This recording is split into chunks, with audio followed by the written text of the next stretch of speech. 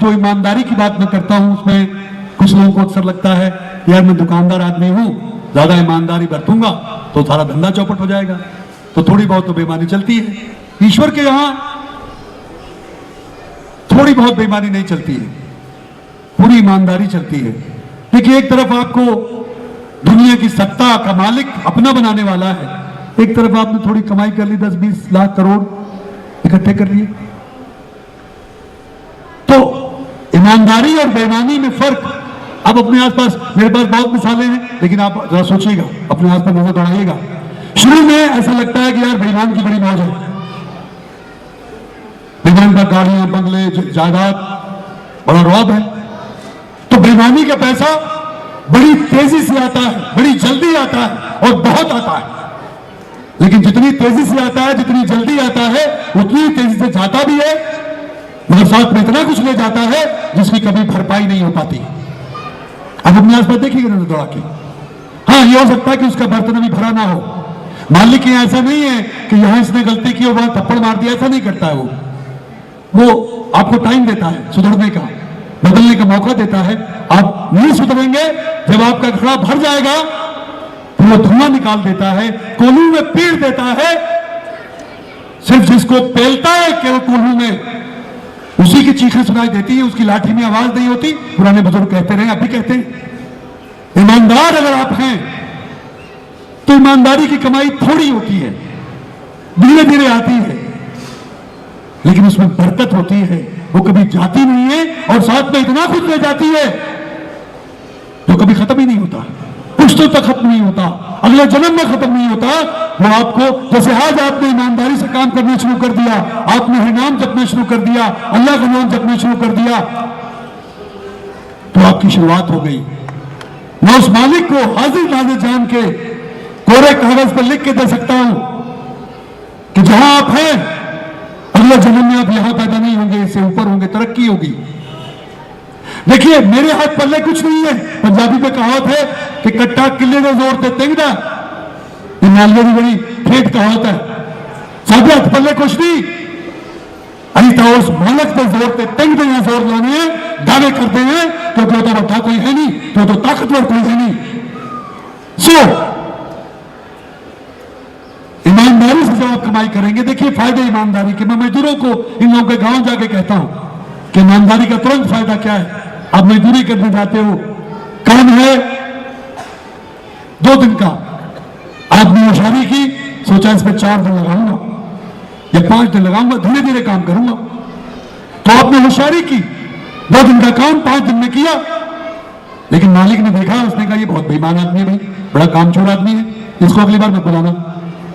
तो हम इज्जत चाहते हैं, काम बेइज्जती वाले करते हैं।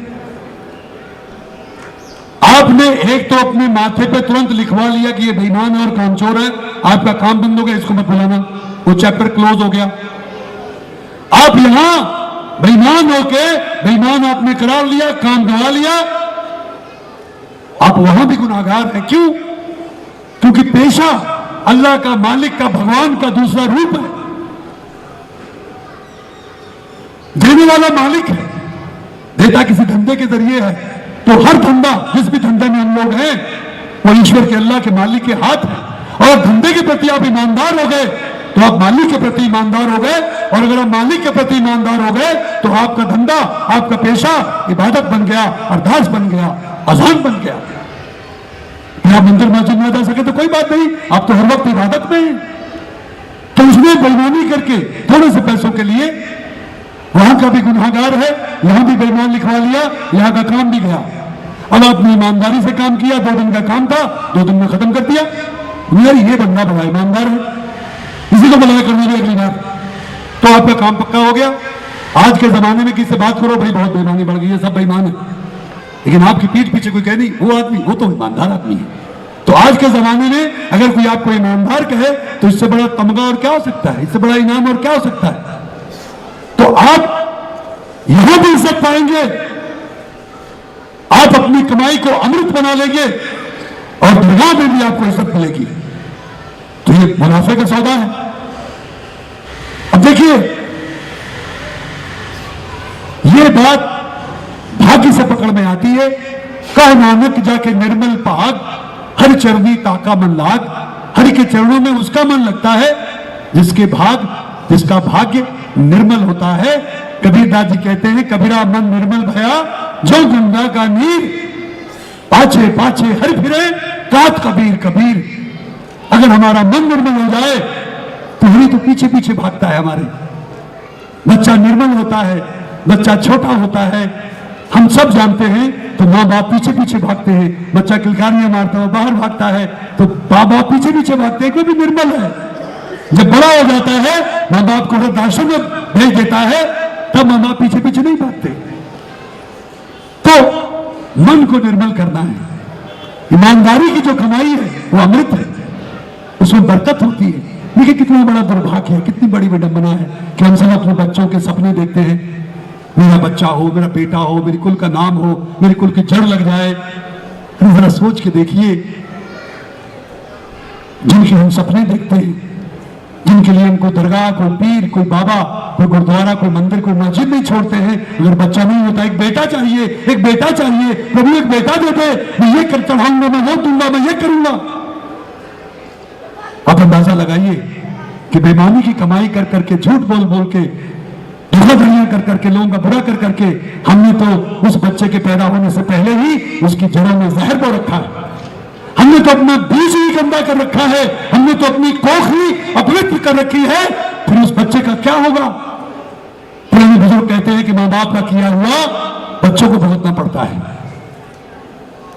क्योंकि हमने बुरा किया, क्योंकि हमने बेईमानियां की, हमने झूठ बोला, हमने नशे किए, हमने धोखाधड़ियां की, तो हमने तो अपना बीज खराब कर लिया, यानी अपने होने वाले बच्चों की जड़ में जहर भर दिया। और उसके बाद देखिए, जब वो बच्चा पैदा हुआ, एक तो दुरात्मा पैदा हुई,